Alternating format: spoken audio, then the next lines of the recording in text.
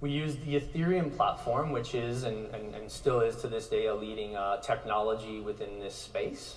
And we discovered, quickly that there are definitely pros and cons with respect to the architecture of that system, how the database is shared, understandably in these sort of open and unpermissioned environments. And so when we looked at our use case, eventually we realized that the consensus mechanism and this broad sharing of data across the network didn't quite fit. Certainly, I'm sure Andrew would state that if he was sending a payment to CIBC, he wouldn't be particularly keen for TD to have that data set at their fingertips, or vice versa. So we have a different use case and we have different requirements. All that said, it was a great experience for the developers at the banks, for the business leaders and technology leaders within our various organizations, and we said that this is research that's worth undertaking, and we established the problem set for the next iteration in phase 2. So specifically, we were looking to solve for this privacy dimension, in that if we're going to reimagine a payment system on a distributed architecture, we want to do it in such a way that only the participants that need to see the data should see the data. The other issue that's maybe worth mentioning is with respect to settlement finality, and I've kind of glossed over another fact, is we're really coming forward with the lens of the principles for financial market infrastructure. And so there's a list of 24 or 7 rules, Rod. And anyway, we're using those as our baseline requirements to say these are the objectives. Can this technology meet or exceed our principles for financial market infrastructure? And so, anyway, yeah, so outside of that, you can take a look and see that here Payments Canada has been working with Ethereum. He mentioned that verbatim. So I, for one, I've been always puzzled with the notion of what actually makes prices of these digital assets go up or down. Obviously, one might argue that it's the volume, the market capitalization within the space or within that particular digital asset.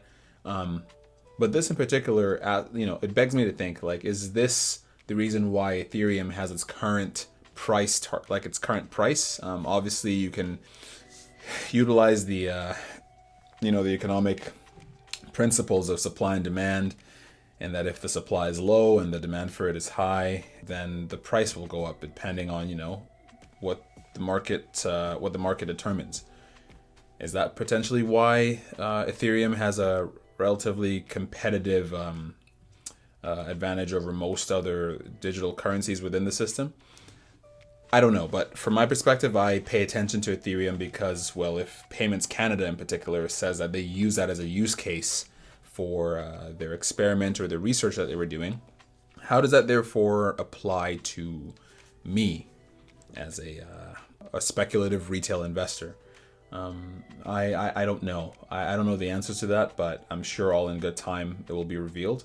One thing I do have a fairly good understanding of is the fact that governments and institutions like Payments Canada, which are essentially commissioned by, federal agencies, like these individuals or these organizations, they don't make decisions haphazardly. They take their time and they research and they do trial and errors and so on and so forth. Like there's a lot of trial and error that goes into this whole business of finding the right solution for a problem. Because ask yourself this question. If someone you trusted, for instance, gave you an example of something that they felt would be a solution to your problem, and you took that advice without doing your own research, without coming to a certain level of resolve or conviction that that was the best way forward, and you took it and everything just crashed. Your entire life savings were gone, or you made a decision that completely changed the direction of your life in a negative way, you'd most likely wish you had spent more time researching, right? So I'm going to guess that for the many years that this whole conversation of blockchain, since I believe the last market crash in 0809 happened, these institutions have been doing their best to come up with solutions to improve the system that has been pretty much clunky for the past 4 or 5 decades. So with that in mind, if organizations like Payments Canada are looking to improve payments, settlement, and they have the keyword and buzz terms like liquidity, and it drives me to pay attention more. And this kind of stuff is extremely dry. Like it's so dry. I literally have to put on I mean, I don't know. It really it's up to you. I enjoy this kind of stuff, but for the average individual that's most likely trying to get into, a fair understanding of this stuff, it's extremely dry stuff. So it really comes down to your overall propensity or your overall ability or capacity to absorb this kind of information. But this is where that information is. And for an institution like Payments Canada to post this stuff pretty freely on their platform, on their YouTube, gives you, as the viewer, an opportunity to identify where their focuses are. And we're talking about distributed ledger technology and so on and so forth. One can argue that later on in life, when we come back and we're looking at all the gains and someone asks us, how did you figure this all out? Like, well, we did our research and we paid attention to stuff that most people didn't want to pay attention to. And that's like watching 20-minute videos of people talk about a bunch of university grade lecture fodder of payments infrastructure and technology. Most people don't want to listen to this kind of stuff. Everyone would want to be watching a day in the life of a millionaire when they're buying Maseratis and sailing on yachts and stuff like that. Like, people would rather want to go out and party. People want to go out and spend more time watching sports with friends. This kind of stuff is lonely. This kind of stuff is dry. This kind of stuff is really, really, really unattractive. It's not as enticing or visually rewarding as the next thing you can watch on YouTube. But I'm all for delayed gratification. I am the kind of person that will delay a vacation intentionally just so that I can work harder and make the best of the current time that I have and feel more satisfied and fulfilled when I do have my vacation. And in this case, I'm willing to hold through the ups and the downs. Let's go back to CoinGecko here. Through the ups and the downs, I'm going to refresh this one more time, where literally it was at, $10,230 something dollars. Now it's at $221. Like, I would much rather hold and accumulate in something that I personally believe in because I've done my own research, or I have come to a certain level of belief or understanding of what I'm invested in. And I would reap the rewards or the benefits of that in 10 years, as opposed to wanting to find a result in a year, which is where I was at one point. And, it really comes down to your overall experience. You will crash and burn at some points.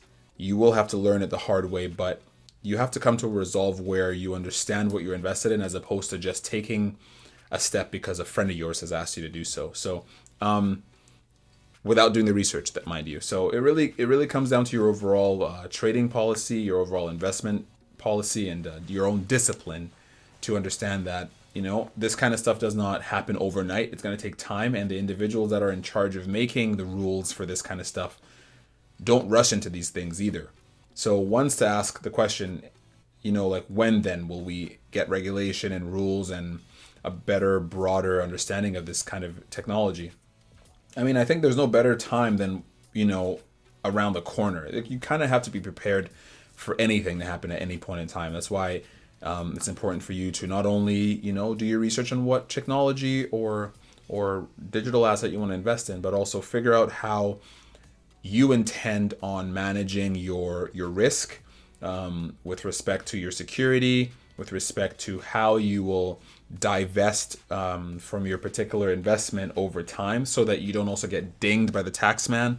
You have to look into all that kind of stuff, or at least pretty much how will you divest, and to a point where you also feel comfortable in paying the fees for taxes and so on and so forth. Like, talk to your accountant, talk to your financial advisor and all that if you're not aware of all this stuff. But these are things you ought to consider within a space like this, and in pretty much any investment that you may be considering. So from my perspective, I thought this was rather interesting to discuss, and I just wanted to also play this one video from Sir Gordon Gekko. He posted this earlier, and I mean, I don't know what Mr. T here is trying to say, but let's see what he's talking about on this end here. Many exciting things that we'll be announcing over the next 8 weeks, I would say. things that nobody has even contemplated, thought about, thought possible, and things that we're going to get done, and we have gotten done, and we've started in most cases, but it's going to be a very exciting 8 weeks. 8 weeks, like I think, Mike, we can honestly say nobody's ever going to see 8 weeks like we're going to have, because we really have. We're taking on immigration, taking on education, we're taking on so many aspects of things that Watch this part. people were hopelessly tied up in knots in Congress. They've been working Did you hear that? on some of these things for 25, 30 years. Wasn't happening in Congress. They can't. Let me play that again. They tied up in knots in Congress. They can't. They've been working on some of these things for 25, 30 years. Wasn't happening. But you'll see levels of detail, and you'll see levels of thought that a lot of people believed very strongly we didn't have in this country. We're going to get things done. We're going to get things done that they've wanted to see done for a long, long time. Well, at the end of the day, Mr. T is saying what he has to say to kind of massage the ears of everyone listening, but there's a lot to be taken from that. 8 weeks is very significant in that we're likely going to be looking at, the election. I mean, the elections are going to be coming up in America, and he talks about health, education. I'm more interested about finance, and he mentioned Congress. Who in our space of cryptocurrencies have we been seeing tout anything to do with Congress recently? Do you guys remember? Let me see. Maybe this might ring some bells for you. Who has been talking about cryptocurrencies? Mr. Congressman Tom Emmer. I don't know what he's about to talk about. Well, I mean, I don't know what Mr. T is talking about here. Trump is what I mean by Mr. T. I don't know whether Mr. T is talking about anything to do with cryptocurrencies, but he mentioned Congress and how Congress has been tied up in knots. And Congressman Emmer also mentioned something about how, the members of Congress haven't necessarily warmed up to the idea of cryptocurrency. So that may be something to pay attention to in the next 8 weeks. But whatever the case may be, only time will tell and we'll see. So I thought that was rather interesting as well. Long story short, guys, it really comes down to two things here. We have the element of inflation that has been brought up by the Federal Reserve. That's also been brought up by the Bank of Canada, the Federal Bank of Canada. And that only brings two things into focus here. Items or investments or assets that are fixed in supply or limited in supply that will eventually appreciate over time if inflation is to go into hyperdrive. In my opinion, if you need to look into anything regarding inflation, again, my best bet for any of that stuff is Investopedia. At least that's my understanding. It's pretty much a very, very unbiased source of information for this kind of technical jargon and all that stuff, technical wording and so on. Just take a look at that kind of information and get your financial literacy up, so it helps you understand these terms when they try to mix it up and make things seem more complicated than they are. It's really like, this is very simple. Once the governments or the banks, the federal banks, pump a lot of money into the system, it dilutes the value of that country's national currency or fiat currency. And once that's done, you essentially have to expect that prices will go up, but the overall worth or the value of that currency is not necessarily going to hold up. So if you have a savings account, it will be a good idea to diversify that and put it into something like precious metals. At least that's what we're doing in my household here. We're looking into that, the kind of options that are best for us with regards to that. And cryptocurrencies are a no-brainer in my opinion, because that seems to be where this is all going. There's a topic of tokenization, which I'll discuss in another video, as well as just pretty much the overall digitalization of hard assets. Like things that aren't as liquid, things that you can't move as easily.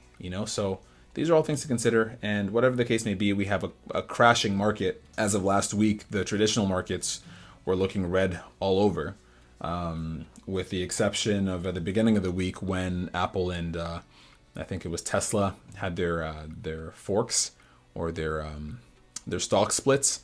I I think I think we don't have that much time left when it comes to the stability in the current market, and I'll hope that all of you are taking your right precautions and acting accordingly.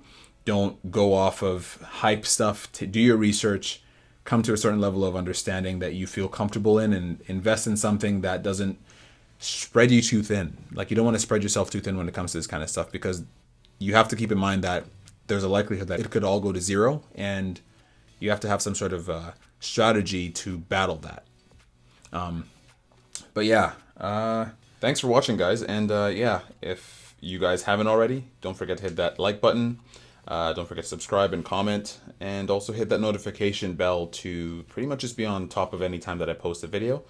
And if you guys are looking to chat or, you know, talk further, you're also welcome to follow me on Twitter, as I'm more active there and trying to grow my my account there as well. So nonetheless, hope you guys have a great rest of your week, and we'll see you on the next one.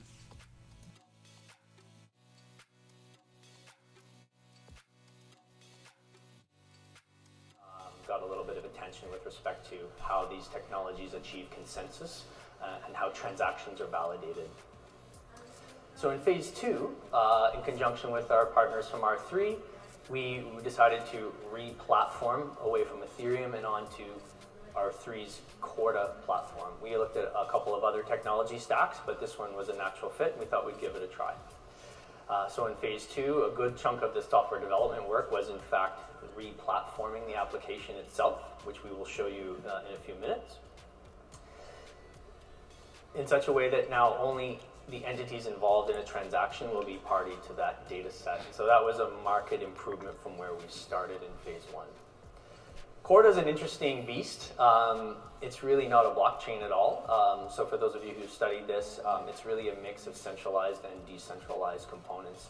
There are shared ledgers between participants, but there are also services that are quite centralized in a very traditional fashion. So in particular, rather than having a consensus mechanism that validates transactions and relies on this shared database, there's a service called a uniqueness service, basically. And this notary validates that, you know, an asset cannot be transferred more than once. So the phenomenon of a digital asset is you should not be able to copy it. The requirement is if I have $1 and I send it to Andrew McDonald here in the front row, then I shouldn't be able to spend that.